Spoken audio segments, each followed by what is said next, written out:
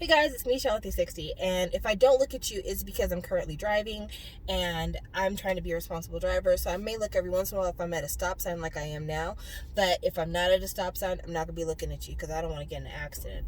But we are recording on my new camera holder device. Hopefully this works out, and then I can start putting more content on this channel.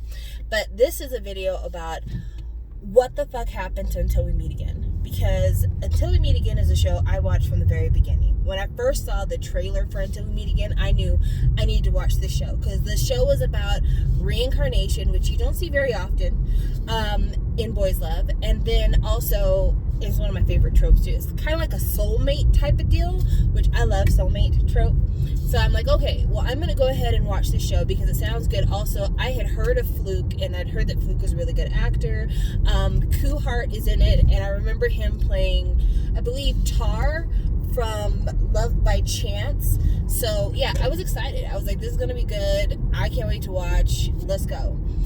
And the first few episodes of the show were really good. I didn't like the fact that they didn't do a trigger warning at the beginning of the first episode, which they absolutely should have. And in later episodes of the series, they did do trigger warnings because of the talk about suicide throughout the series. But the very first episode, within the first 5 minutes of the first episode, 2 people shoot themselves in the head. That deserved a trigger warning. I think so. You could have done that for us, Tyler. But anyway, I digress. So after the first few minutes of the show and like the stunning blow that you get from that, all of a sudden it becomes kind of a lighthearted romantic comedy kind of thing, you know, lots of cute moments, lots of funny moments. It's doing really well. And then it seems like something happens, and I don't know if it's because the screenwriters didn't write out the whole series before they started filming, but like it gets super kind of dull is not the word, more like it gets kind of, it seems like it's not really going anywhere towards the middle of the series. Towards the middle and end of the series, it seems like it's not going anywhere. Some of the characters we really liked, like Dell and Manal, we don't really see them that often. Even Win Team, who is a pairing that we really, really love, we don't see as much of them anymore as we get to this part of the show. So I'm like, okay, not my favorite thing in the world, but I'm still going to stick with it because it had a lot of potential and I still have some unanswered questions that I want to see answered. And also because they had dropped big hints that Dean and Palm, because of their reincarnation, are now kind of related to their previous selves. So I'm like, okay, I'm going to watch it for that.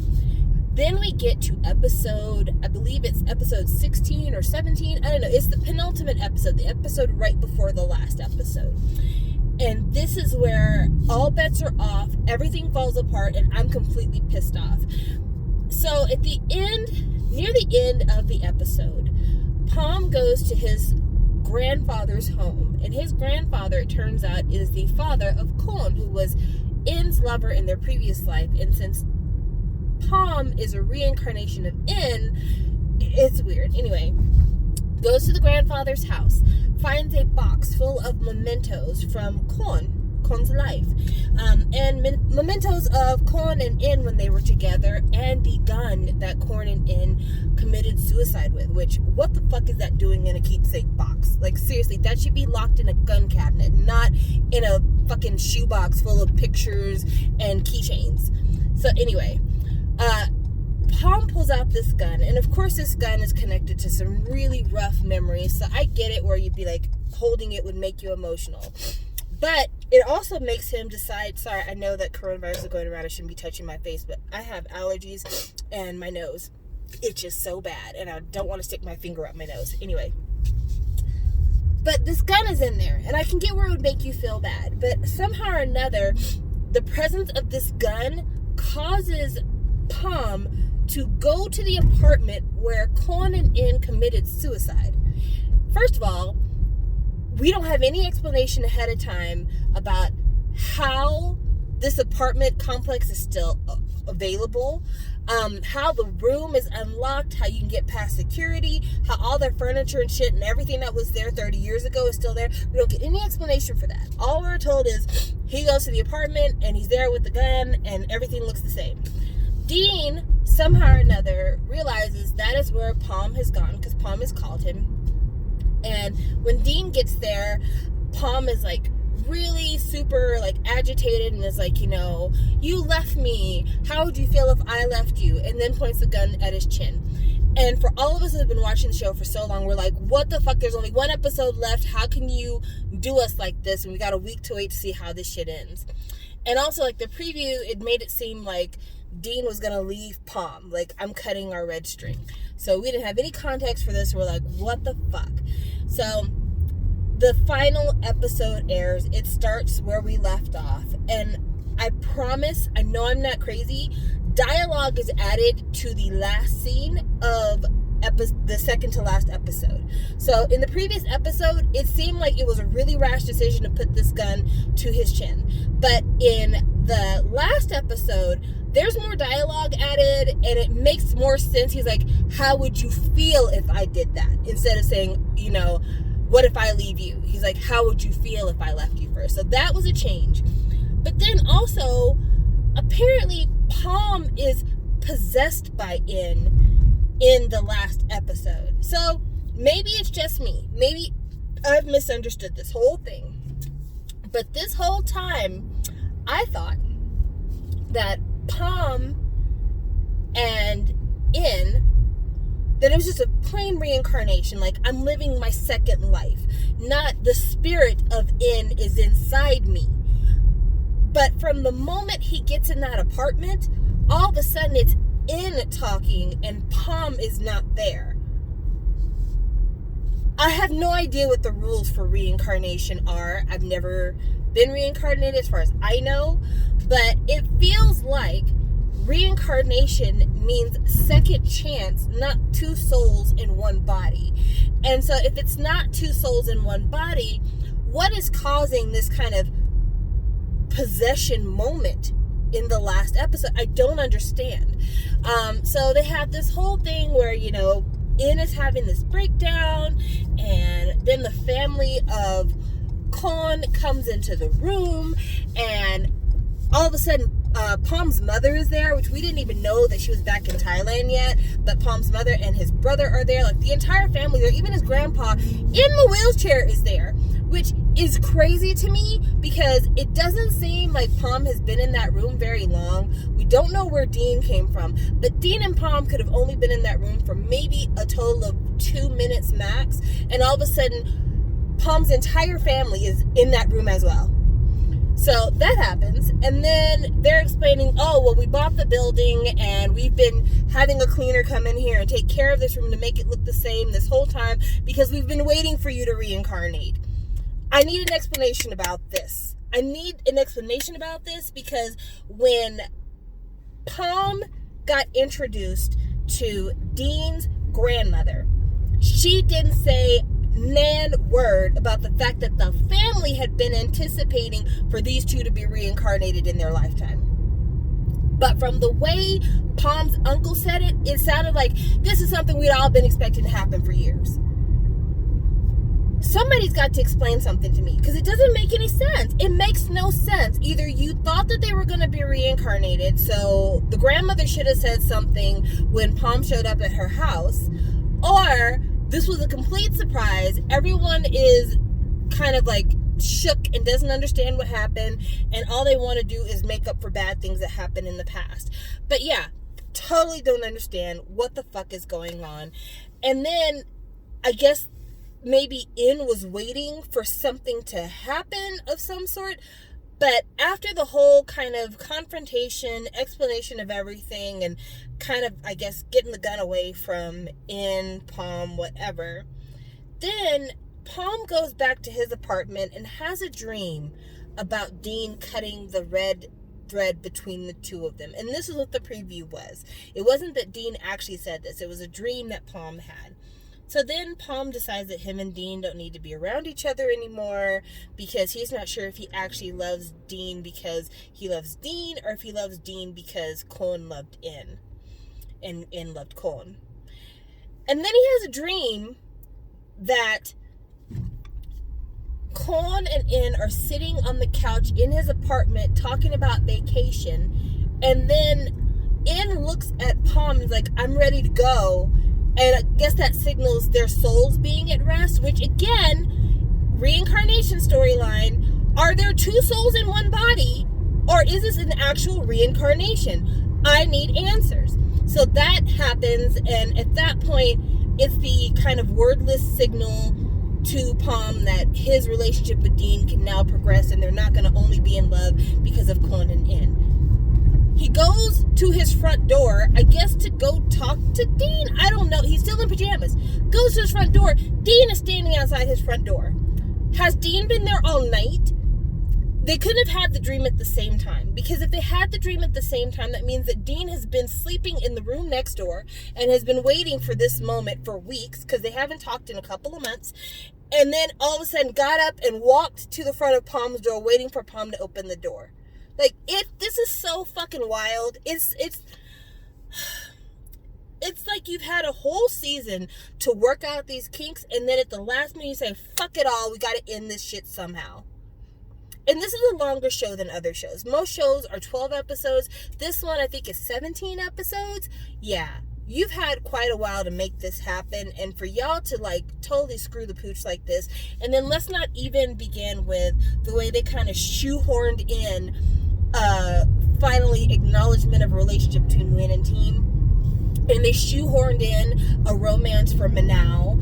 And, like this. Like, literally, her and the guy that she ends up with at the end of the series have spent a grand total of on-screen time together of about 2 minutes, maybe 2.5. Like, it's crazy how she and this guy don't even really know each other, but all of a sudden, they know each other, they've been around each other, he is in love with her, they're gonna have a relationship. Like, what? What? It's so wild. It's so wild. And it's so disappointing, because this is a show that has a happy ending. Like, it has, like, tantamount to an engagement at the end for the main couple. But it was just so poorly handled. It was one of those things where I feel like the producers ran out of time. If I could be completely honest, it really does feel like the producers ran out of time. Like, people who, like, had a class assignment and they started out really strong doing the research and everything else and getting prepared for the class assignment, and then, like, at the last, like, towards the middle, they're like, you know what, we still have like 3 more weeks before we have to turn this thing in, so, you know, let's just do a little dawdling, a little fun stuff, and then we'll, like, hit it hardcore. And then all of a sudden they look up and realize, oh shit, this thing is due tomorrow, and so they just hurry up and finish it off. Like, it is, the pacing of the storyline is so crap. And I'm mad because it's a really good looking show. There was one episode where things were a little bit too dark and they did some color correction on it when they reposted it to YouTube.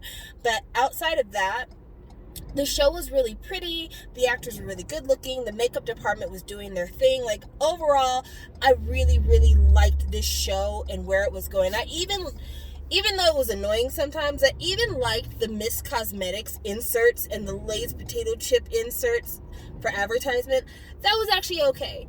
But the way that this show ended, I was really upset. And I think I was the most upset about the thing that people liked the most, which is actually very surprising. So one of the things that I noticed that people really, really loved about this show is Fluke's acting. And I'm not going to say Fluke is a bad actor. I think Fluke is a really good actor. Like, in the first few episodes of the show, when he would, like, just cry because the memories would hit him, I'm like, oh, this is really awesome. I really, really like this. But the amount of, like, uncontrollable screeching and crying that he did in the last episode, at the beginning of the last episode when he was playing In, I hated it. I really did. And I know it's a wildly unpopular opinion, but it was too much. It was too much. Like, even when In was crying when the room was with him and Kwon, it was like more than that. It was like, it was almost like somebody who had been beaten in a previous life and they were afraid that somebody was going to continue to beat them and put them in a cage. Like, it was that level of, like, hyper reaction. And it felt like it didn't fit Palm's character, and in a lot of ways it felt like it didn't fit In's character. It was just way too much. And I mean, I get it's a lot going, so it's supposed to be dramatic, but yeah, I was not a fan of that at all. So overall, like, if I had to score the series, definitely at minimum we're talking like a 7 out of 10. You know, it's still a good series. I would definitely recommend people to watch it. I would never say to stay away from it. What I will say is this, wildly uneven. Prepare yourself for some things just logistically not making sense, and like, emotionally not making sense. I think that's the part that bothers me, is I felt betrayed emotionally. And again, it just felt like it was super rushed. Like somebody like, oh shit, we got to wrap this thing up, so let's do it like this. And I honestly thought there was going to be more episodes. Like, I really thought there was going to be like one more episode. I thought it was going to end on 18, but I think it ended on 17. They needed one more episode. Or they needed to cut a bunch of shit out of some of the middle episodes. But I know that this video is going to be kind of unpopular in terms of like me ranting about a show that is pretty much beloved by everybody else. But I have to be honest with you guys, because I have a couple people that recently they have asked me for like recommendations for shows, and they seem to think that my recommendations are okay. So, I mean, this is a show that if I didn't recommend it to people, then they'd probably wonder why. Or for the people that I recommended the show to early on that are disappointed with the way things ended, I think it's important to tell you kind of where I felt things fell off and what I thought was a promising series and how it kind of, petered out into something really weird towards the end. So that's why I'm doing this video, and hopefully you guys like the video, and I hope to put more Boys Love content on this channel. I'm currently watching 3 Boys Love shows, but I think that's going to be up to 4 pretty soon. I'm watching Because of You, which is a really short Boys Love series that's on Viki right now. It's a Taiwanese Boys Love series, but here's the gag. It's a Taiwanese Boys Love series, but one of the lead characters is Korean, and he only speaks Korean in the show, which is bizarre. I remember the first few minutes of the show when the characters were speaking, I was like hearing it, I'm like, okay, they're speaking Mandarin, I don't know, they're speaking some Chinese dialect.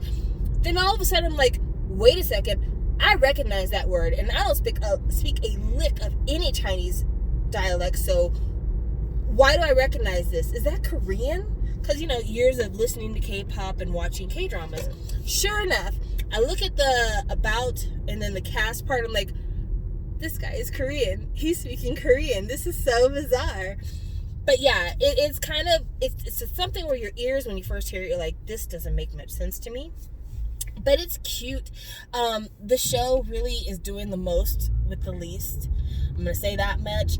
Like, the show is, each episode is 15 minutes, and a good 5 minutes of every episode is credits. It's beginning credits and ending credits. So you really are doing the most with the least here, sis. But the guys are good looking, and it's Boys Love, but it's kind of like Boys Love suggestive rather than like straight up, lip locking Boys Love. But it's fun. It's fun. I like it. So I'm watching that. I think it's going to be over this week because I want to say it's 8 episodes and 6 have already aired. So it's almost over. And then I'm also watching Why Are You, which gets better with every episode. I have to say, the first episode I watched, I'm like, nope. You're fucking up the game here. And even the second episode, I was kind of skeptical, and there have been some issues with like subtitling and also just knowing how much time has passed and understanding different characters' relationships. Those have been some issues with the series overall. But we are definitely getting to a point where things seem to be more moderate, and I'm kind of more understanding what people are actually doing now than I did before. Also, I have to give it to Saint and Z. They are providing the skinship. If you watch Boys Love for the skinship romantical aspects, yeah, them two are going for it, and I appreciate you. Thank you. The audience approves. But yeah, watching those two, and I just started another show right now called no, I haven't started it yet. I'm going to be I'm getting myself confused because I said 3. I am currently watching a show that has, what is the name of the fucking show? Oh my gosh, you guys. And it's a show that I love. I've currently only seen 3 episodes, but I love this show. Why can I not remember the fucking name of the show? Oh my gosh. Together! Woo! Yes, that's right. Dementia hasn't caught me yet. Okay, so there's this show called Together. And I'm watching it right now. It's based on a book by an author called Jitty Rain. And I love this show. Like, it's 3 episodes in, and it is perfect. And when I say perfect, I mean it is perfect. I love the little actors. I love the little drama. Everyone is beautiful. Everyone is funny. Everything is everything. And Frank and Drake are back. I'm so excited. Okay, so Frank and Drake are on a show called Mighty, or it's also called Because You're My Boy. Doesn't really matter what the name of their show is. The fact is, those two are adorable together. And now they're in another show together. And I'm so excited. Because the last thing they did together was an episode of Our Sky. And I think both of them were in Blacklist, which was not a boys' love. It was like a general show. But yeah, been a while since we've seen them together. Really, really excited. They're in the series. They haven't shown up in the series just yet. But when they do, we'll be really excited for it. But yeah, together is just really, really cute. So there's Tyne and there's Sarawat, and both of them are adorable. And then there's Green, who is so great. So great. Like, there's just so many positive things I can say about that show right now. I really don't need to get into all of it. Suffice to say, if you are looking for like a fun kind of romantic comedy rompy type of show, Together's your girl. She's got it. But the show that I'm going to be watching soon is My Engineer, I think is what it's called. I think it's called My Engineer. There's a couple of engineering shows coming up. There's My Engineer and there's End of Love. I think My Engineer is coming up first, and then the next one is End of Love. So those are shows I'll be watching soon. And then I'm trying to think what else is on the horizon. I don't know. There's just so much stuff on the horizon. Like, really, 2020 is about to be the year where people get sick of boys' love, because there's just going to be so many shows playing. But yeah, those are the 2 that I know for sure are coming up. In fact, I want to say My Engineer is going to be premiering this weekend. And today is the 8th of March 2020. So yeah, I think this coming weekend is when My Engineer takes place. But yeah, so much stuff to watch. I hope to talk about everything. At the very minimum, I would like to be talking about like the series once the series is ended. And then I may do a couple more like car chats talking about series that I've already watched to completion that are older series, and just tell you like what I like about them or why you should watch them. Because there's some stuff that like everybody else has seen and talked about, but maybe, you know, for those of you who are new to it, you're like, well, I don't know why I should go back and watch these things. Like, maybe they were hot for the time, but they're not worth revisiting. And so hopefully I can talk about some of that, because there's some stuff that I really think people need to be watching. Number 1, to get to know some actors, but number 2, just because they're really, really fun. Like, just a good time. You know, there's some shows that I watch over again, or I watch snippets of them over again, just because they're a good time to be had. So yeah, hopefully I can talk about those and kind of get this channel back to life, because it has been a minute. It really has been a minute. But thank you guys for joining me on my ride. I actually did like a whole loop just to keep from showing you guys where I live because I'm not trying to have nobody follow me home. Sorry about that, y'all. But yeah, good times, and I will talk to you later. Bye.